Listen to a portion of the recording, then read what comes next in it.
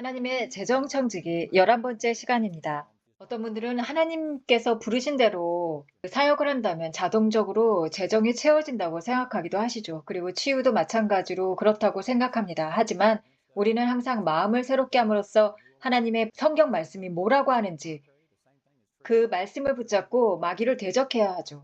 관계에 대해서, 결혼에 대해서도 마찬가지입니다. 우리는 말씀을 통해서 말씀이 우리의 건강과 재정과 관계에 대해서 어떻게 말하는지 알고 저의 마음을 말씀대로 새롭게 함으로써 믿음으로 하나님의 말씀을 추구해야 합니다.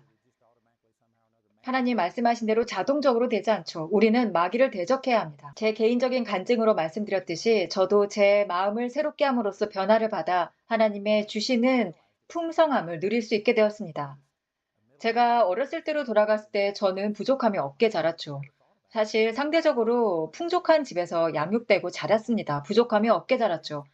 하지만 제가 사역을 시작하고 목사로 헌신하기 시작하면서 저의 잘못된 재정에 대한 가르침, 목사는 가난해야지 사역을 이어가는 겸손함을 유지할 수 있다라는 잘못된 경건함의 지식이 저를 매우 힘들게 했습니다. 저는 말씀으로 돌아가 저의 마음을 새롭게 했죠. 하나님의 말씀이 풍요에 대해서 재정에 대해서 무엇을 말하는지 저는 배웠고 그것을 살아냄으로써 지금 같은 사역을 펼칠 수 있게 됐습니다. 저의 사역은 이런 방송과 TV 사역으로 매달 35억이 나가죠. 그리고 매달 42억 정도의 급여가 나갑니다. 전 세계 직원이 1,200명이 되거든요. 바로 직전에 폴란드와 독일 그리고 헝가리, 네덜란드에 있는 학교에서 20일을 보낸 저희 직원들이 다시 돌아와 간증으로 그들의 삶이 어떻게 변화되어 있는 것을 나누었습니다. 하나님이 저희의 사역을 통해서 변화시킨 사람들의 얘기로 저는 많은 은혜를 받았죠. 저희가 사역을 하는 일은 이렇게 사람들을 변화시킵니다. 하지만 아셔야 될 것은 복음은 무료이지만 이 복음을 전하는 데는 재정이 필요하죠. 어쨌든 저희는 매달 70억 원의 비용이 필요합니다. 정말 많은 돈이지 않습니까? 제가 마음을 새롭게 하여 하나님의 말씀대로 이 재정의 원리를 적용하지 않았다면 사실 이룰 수 없는 일이었죠. 이런 자료들을 활용해 주시기를 바랍니다. 다시 고린도후서 8장 9절을 인용해 보겠습니다.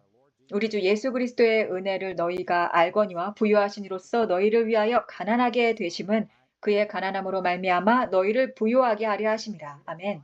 우리가 겨우 먹고 사는 수준이 아니라 부요함, 예수님이 이루신 그 부요함도 구원의 일부임을 말하고 있습니다. 이 말은 종교적인 사고를 가진 사람들은 정말 싫어하는 본문이죠. 이런 식으로 해석하는 것을 매우 싫어합니다. 하지만 제가 지난 시간에도 지적했듯이 고린도후서 8장과 9장의 39절은 전부 재정에 관한 말씀입니다. 직접 한번 확인해 보십시오. 반드시요. 모두 재정에 관한 이야기입니다. 문맥을 끊고 재정이 아니라 관계적인 부여야 라고만 한다면 그것은 기만입니다. 이것을 감정이나 평온, 관계의 부여에만 적용한다면 그것을 물론 포함하지만 분명히 여기 문맥상은 재정을 말하죠. 하나님이 우리를 부요케 하신다는 약속을 그저 부인하고 그것을 감정과 관계의 부요함에만 적용한다면 그것은 성경에 대해 정직하지 않은 태도입니다. 그것은 거짓이죠. 본문이 그렇게 말하고 있지 않습니다. 지난주에도 말씀드렸듯이 텍스트를 문맥에서 떼면 남는 것은 속임수뿐이죠. 지난 시간의 이야기를 다시 요점 정리하자면 하나님께서 우리를 부유하게 하시는 목적은 개인적인 부요를 축적하거나 탐욕을 위한 것이 아니라는 것이죠. 하나님을 최우선 자리에 두는 것이 가장 중요한 것입니다. 그 후에는 하나님이 이루시죠. 창세기 12장 2절에 내가 너로 큰 민족을 이루고 내게 복을 주어 내 이름을 창대하게 하리니 너는 복이 될지라. 그 말씀은 복이 되어 흘러보내기 위해 먼저 복을 받아야 합니다. 자기 자신이요. 결국 고린도후서 9장 8절로 갈 텐데요. 제 생각에 이 구절이 성경적인 번영의 정의어입니다. 하나님이 능히 모든 은혜를 너희에게 넘치게 하시니 이는 너희로 모든 일에 항상 모든 것이 넉넉하여 모든 선한 일에 넘치게 하려 하심이라는 말씀이죠. 번역의 목적은 소유나 자기 안정감이 아니라 선한 일에 넘치도록 축복을 흘려보내는 것입니다. 이것은 이기적일 수 없죠. 난 충분하니 더는 구하지 않겠습니다. 만족합니다. 자족하는 태도처럼 보이죠. 하지만 이것은 매우 이기적인 태도입니다. 돈을 자기만을 위해 쓴다고 여기며 자기 식구 챙기기만 하면 끝이라고 여기는 태도는 겸손을 가장한, 자족하는 삶을 가장한 이기적인 태도일 수 있습니다.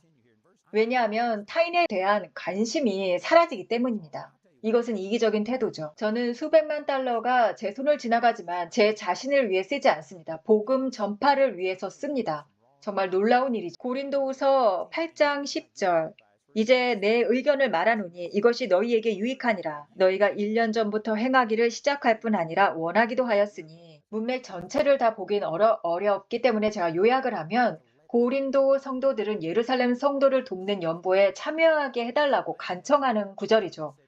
그들은 1년 전에 그렇게 하겠다고 했고 바울은 지금 원하기만 말고 이제 실행하라고 권면합니다. 11절에서는 이제는 하던 일을 성취하라. 준비하던 마음먹은 대로 성취하되 있는 대로 하라. 준비된 마음이 있으면 있는 대로 받으실 터이요 없는 것은 받지 아니하시리라 라고 하죠. 이제는 성취하라고 말하죠. 원함이 있었은즉 가진 대로 이루라는 것이죠.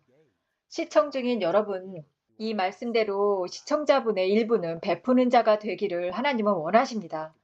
하나님은 여러분이 주는 자가 되기를 원하시죠. 이것이 하나님의 마음입니다. 요한복음 3장 16절을 아시죠? 하나님의 세상을 이처럼 사랑하사 독생자를 주셨으니 사랑하사 그리고 주셨지요. 이 원리입니다. 하나님은 주시는 분입니다.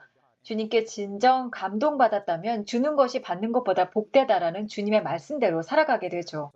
많은 분이 원하시지만 여러 가지 일로 미루게 되죠. 바울이 말하듯 원함뿐 아니라 실행이 있어야 합니다. 행함이 없는 믿음은 죽은 믿음이지 않습니까? 주는 자가 되기를 원하고 축복도 보았지만 헌신이 부족한 경우가 많죠. 주는 자가 되려면 헌신해야 할 수밖에 없습니다. 결코 쉽지가 않습니다. 늘 자기에게 쓰고 싶은 일이 생기기 때문이죠. 자기 자신을 위한 다른 선택지가 항상 있을 수밖에 없습니다. 헌신 없이는 자동으로 되지 않죠. 그래서 바울이 12절에서 말합니다. 먼저 원함이 있으면 있는 대로 받으실 것이요 없는 것은 받지 아니하시리라. 제가 재정을 말하면 20달러쯤이 무슨 의미가 있냐라고 낙심하시는 분들이 많습니다. 하나님은 액수가 아니라 주고 남은 것을 보십니다. 두 랩돈을 드린 과부를 보십시오. 액수가 적었지만 그녀는 전부를 드렸다고 하시죠. 누구보다 큰 액수를 주었다고 말씀하시지 않았습니까? 하나님 보시기엔 그 과부가 어떤 부자보다 더 많이 드린 것입니다. 액수는 가장 적었지만 하나님의 관점, 결국 유일하게 중요한 관점에서는 그녀가 전부 드렸기 때문입니다. 하나님은 비율을 보십니다. 1달러 중에 50센트면 큰 헌금이죠. 바울이 바로 이것을 말하는 것입니다. 핵심은 액수가 아니라 비율. 가지고 있는 것에 비해서 얼마를 드렸는가입니다. 있는 대로 받으신다는 것이죠. 그뿐 아니라 동일한 주의 영광과 너희의 준비된 뜻을 나타내기 위하여 이 은혜의 일로 우리와 함께 여행할 자로 여러 교회의 택함을 받았으니.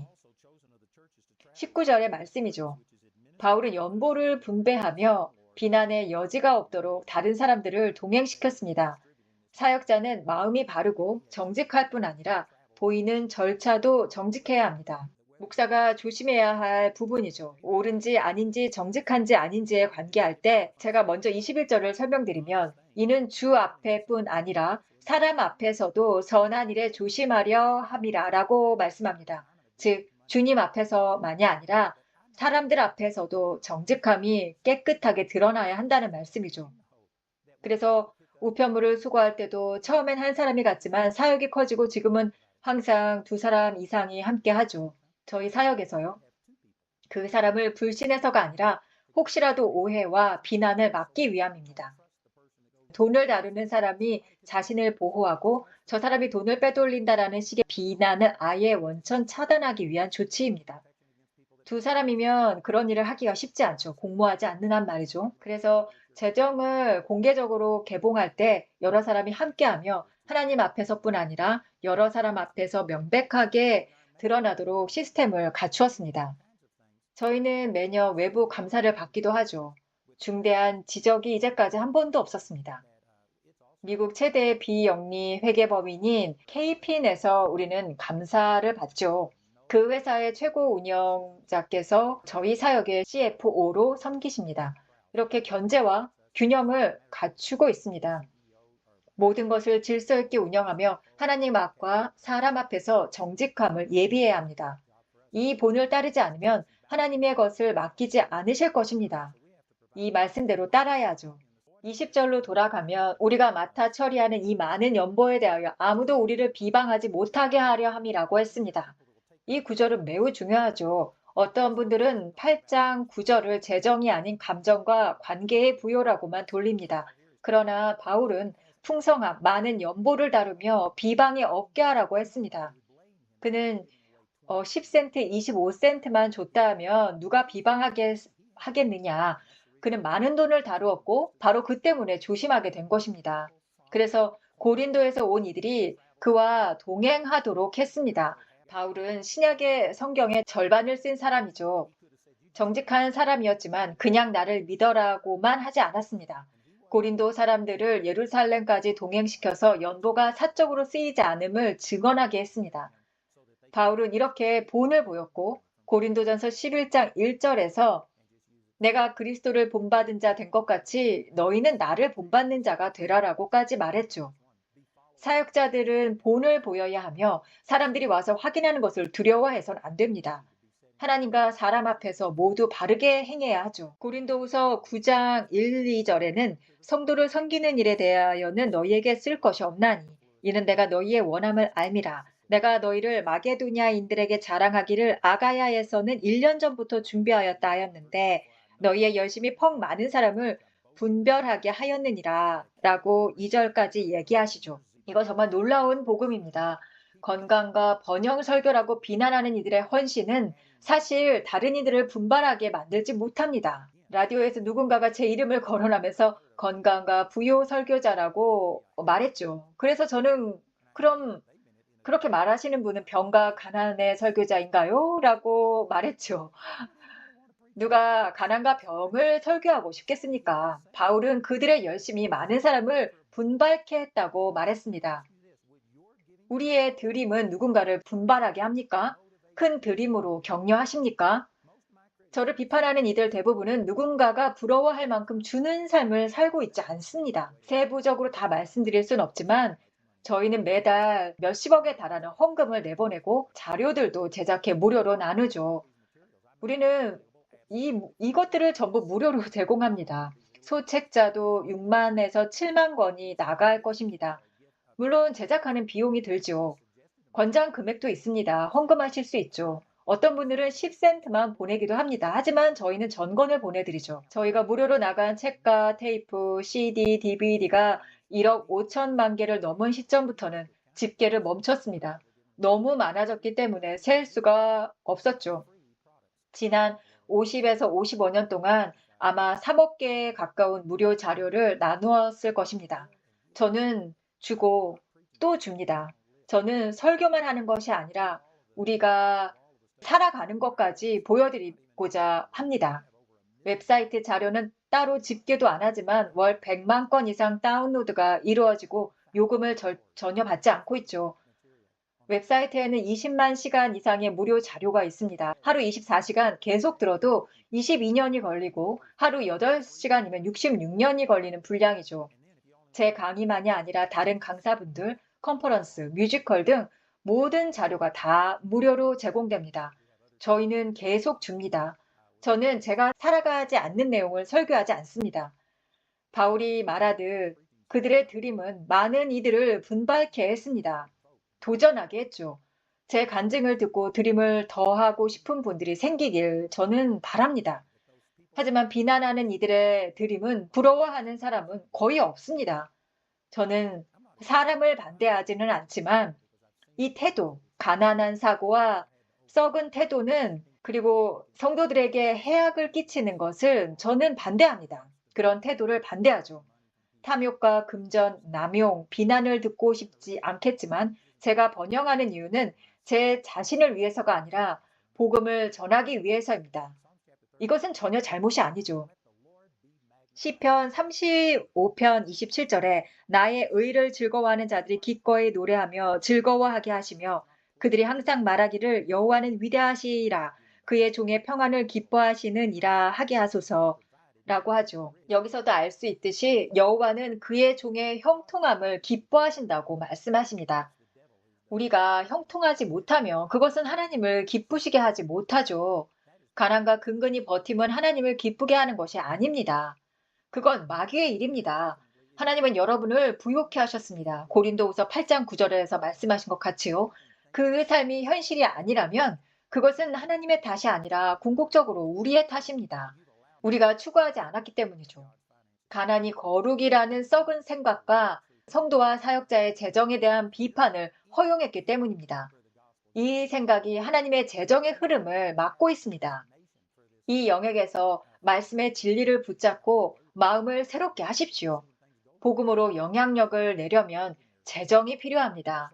우리는 이 나라와 문화, 하나님이 주신 강건한 나라를 위해 전쟁 중입니다. 조지 소로스와 같은 억만장자들은 막대한 자금을 써서 여론을 움직이고 실제로 효과를 보고 있죠. 그리스도의 몸은 이에 맞설 자원이 턱없이 부족합니다. 그렇게 된 이유 중 하나는 돈에 대한 재정에 대한 썩은 생각입니다. 잘못된 생각이죠. 우리는 일어나 진리를 전파하고 마땅히 할 일을 해야 합니다.